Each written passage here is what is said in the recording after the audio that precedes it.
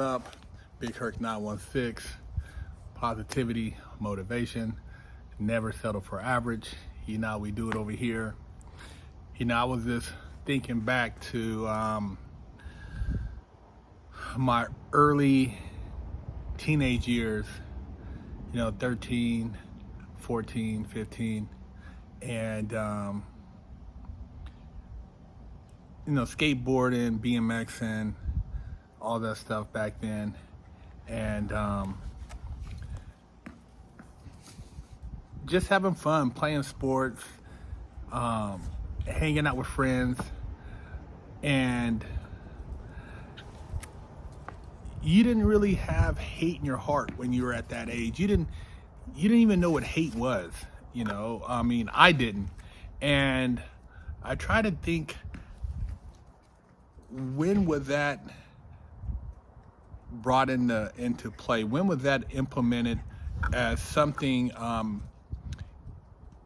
as a thought in a young person's life?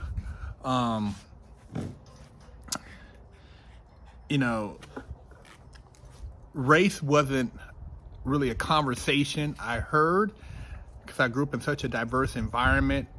I mean, people say, "Oh, race in America," yeah, it's always existed. They have it in every country. I mean, somebody always has a problem with somebody else, but it wasn't something that was talked about in my personal household. And I have relatives firsthand that have lived through it. My grandfather grew up in the South, actually picked cotton, went into the military when he was 17. He had situations where he dealt with racism, trying to get base housing for him and his family, but he never entertained it as something that stopped him from achieving his goals, from being successful. He always said, just work hard, get good grades, get your education together. So that's kind of what I focused on. I mean, one of the things my grandfather did for me at a very young age, he told me, he said, "Man, sports is cool, but being educated, being smart is better." And so he would give me $20 for every A I had on my report card. So back then, I think you had 6 categories. I can't remember all of them, but you had English, math, science, PE, maybe some other miscellaneous ones, but I got straight A's. I rarely got a B on my report card. So I was a straight A student. So you got your report cards, I think 4 times in a year. So I would cash out. I cash out and put that money up. And it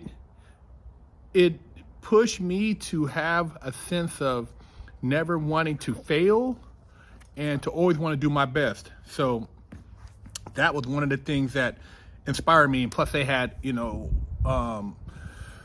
they had the old school encyclopedias at the house, and my mom was always buying me like books to read. I was a part of a book club, and I had a lot of artistic materials around the house, crowns, markers, sketch pads and stuff like that. So I was always a kid that was busy in a creative sense, but I didn't have any hate. It wasn't like I knew like what it was to be a black person, and this person's white person, and this person's Filipino, and this person's Asian, or whatever. I didn't understand that. And so I just was about having fun. And if you were a cool friend, you were a cool friend. But,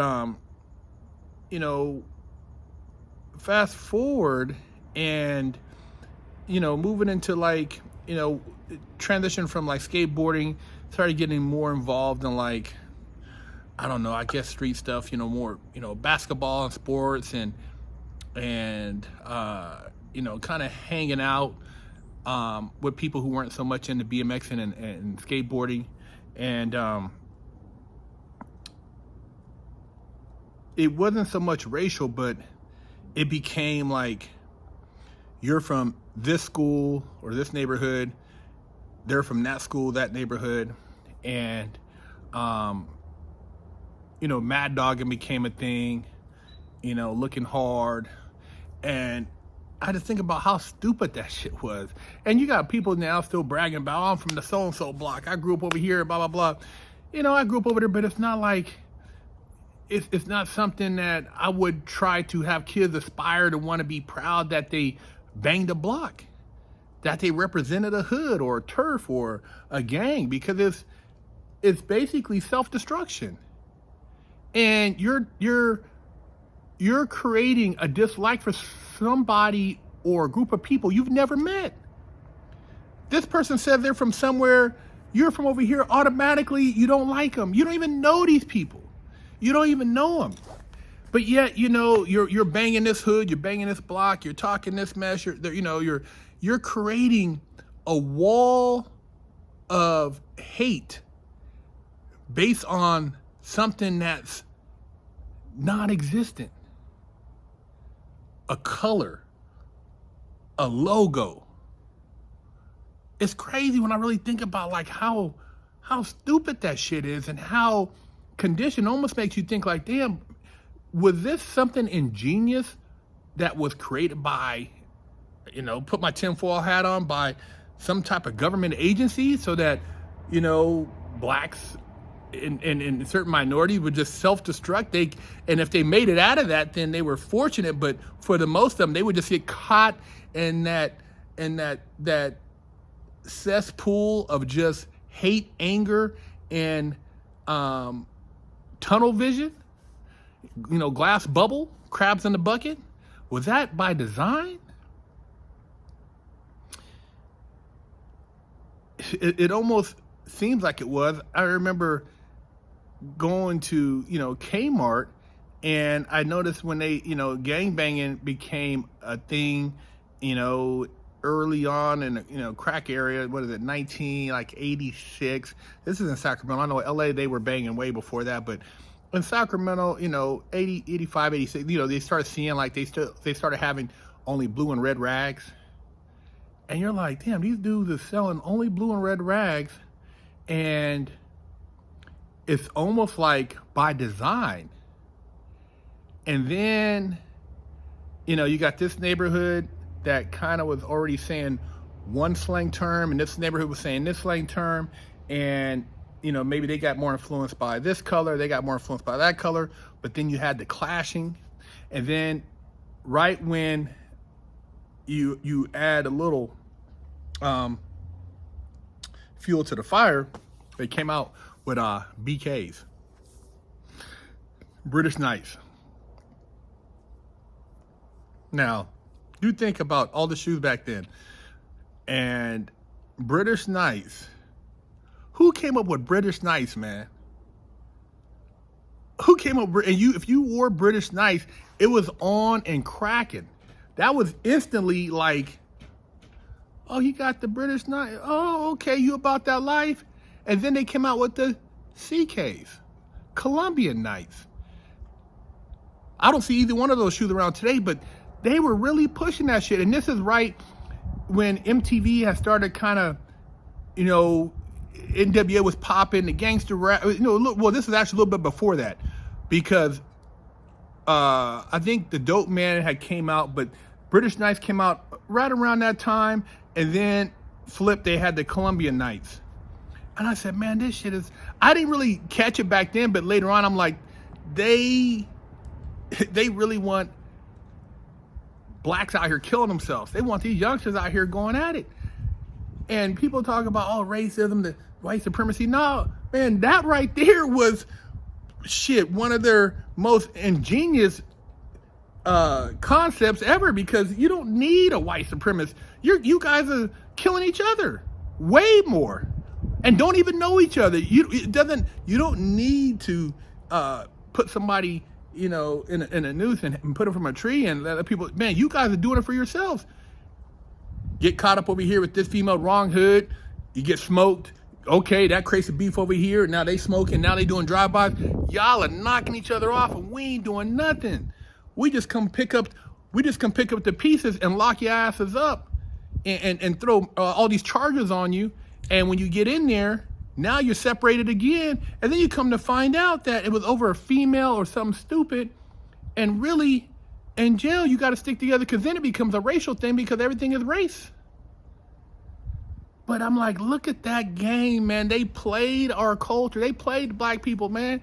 These black youngsters, man, got straight and still killing each other. The ops now, this and that. And it's like, you bought into this, man. And these guys, they created something that just destroyed the community.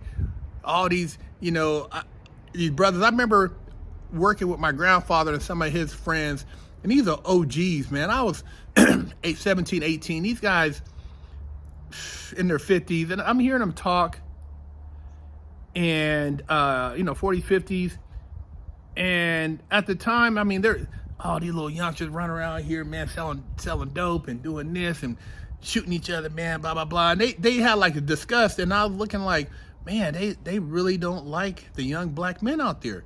But I think they didn't know how to, the communication gap, so they didn't really know how to talk to these youngsters. And then it was like they were also maybe mad because of what they went through, and yet these kids are out here destroying themselves with the opportunities that they have that they didn't have. And then I'll fast forward, I think sometimes, and somebody says, oh, you're always talking about black people, man. Look, I love black people, man. I love all people who love me back. But I look at like the young black man, it's like, damn, dude, you guys, I've seen you behind bars. I've seen what you can do when you're not behind bars. And I know the talent you have, but you waste it, man. And you waste it on just doing stupid shit and hating other people. But then you talk about the cops, but you put yourself in a situation so the cops will come get you.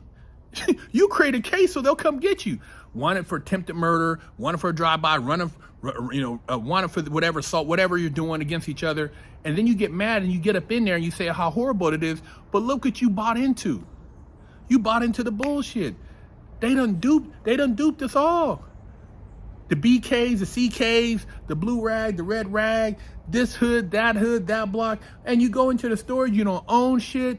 You're waiting for, somebody to pass away, and you might get a house, or divide it up among your brothers and sisters. You sell it, and then everybody going to apartments because nobody can afford the house or the taxes on the house. People are fighting over the cars, the property, all this bullshit, man. And we still can't get it together. Sometimes, it's good to hear something from somebody who's lived it. And a lot of times you like, oh man, they don't know what they're talking about. But, sometimes it's good just to be quiet and listen. But peep game, man, you call it a conspiracy, you call it whatever, but just how even, from the rap, and back in the day, you couldn't talk about gang banging on, they didn't even let you, there was an underground, there was a Bloods and the Crips had tapes, but they were underground. I remember back in the day, you can get them from like certain, like the Compton swap meet, Slauson swap meet, certain swap meets had them, some underground record stores had them, but you couldn't sell, that wasn't mainstream stuff. They couldn't even get distribution, and you couldn't show guns, it was all blurred out. You couldn't have that stuff on the album covers or in the videos. Now it's a regular thing. They want you to kill each other. Because you guys need to keep the prison industry going. If it wasn't for young black men, and they say, oh, well, 50%, over 50% of the prisons are black men, but they commit over 50% of the crimes. A lot of them get caught up being in the wrong place, wrong time, but a lot of y'all are basically going for the MK Ultra. You done been brainwashed into running up on autopilot. You're setting yourself up on autopilot, and then you want somebody to come and support you after you done put yourself in a situation where you done knock somebody off for nothing, and then got to go work for cents on the dollar. And then you're in there with the guy you called your enemy. You come to find out he ain't that bad of a dude. You maybe I done been there, been a juvenile dude, started talking to him. He from one neighborhood, I'm from another neighborhood. We started talking. Dude, we didn't really even have, there wasn't really no beef, just because we never talked. And because so-and-so got into it with his homie, my homie got into it with their homie, and we never talked.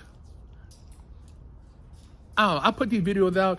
You can call them what you want. A lot of people say, oh man, I say things that people don't want to talk about. A lot of these dudes, they steady throwing signs in the video and they keep promoting it. Bro, they on the MK Ultra. They want to destroy. They're part of the Klan. You want to talk about the Klan? That is the Klan. That's the black Klan that's killing the blacks. The Klan don't need to be, they already got you guys doing it for them. You talking about white supremacy and all this stuff, that shit is garbage. You guys are doing it for them, man. And then you wonder why you can't get nothing over here. If you had your shit tight, because I've seen dudes in prison, if them dudes had their shit tight, bro, you could lock down all the politics in your neighborhood on the street and for real be running some shit, because you guys are warriors. You got, I mean, I've seen dudes take on, one dude take on 4 or 5 dudes in a, I mean, straight savages, but they got your mind, so you steady. Yeah, you can't put ego aside. You can't humble. You can't be quiet. You can't listen. You don't want to follow. Oh, this dude is, you know, you don't want to listen to the articulate dude or intelligent. You want the dude who run around. He's been putting in work, but he's not necessarily the smartest one in the group. And you know, people tell me, "Oh, just let it go, man. They're not gonna listen." I know a lot of them ain't gonna listen. A lot of them just is done. They kicking in doors. They robbing. They doing it. They done. They get to prison, cry mama. Hey, they done. But the ones who hear this, hey man, shout out to you. Hopefully this somehow resonates with you, because they got you basically set up to go straight to that institution and take away your best years, give you a minimum of a decade, all your baby bearing years where you're gonna be making kids and should be getting your education and creating your life. They want you to destroy that. And a lot of you guys, you go with it. You just fall for it. You go and do right what they programmed you to do. And these people, they really don't like you, because that's why they don't care about you having a bunch of abortions, having a bunch of kids with no daddy in the house, doing all this disrespectful stuff to each other. Women is just looking like trash, it's nasty. They don't care. That's why they love you to do that. They love you to destroy yourself.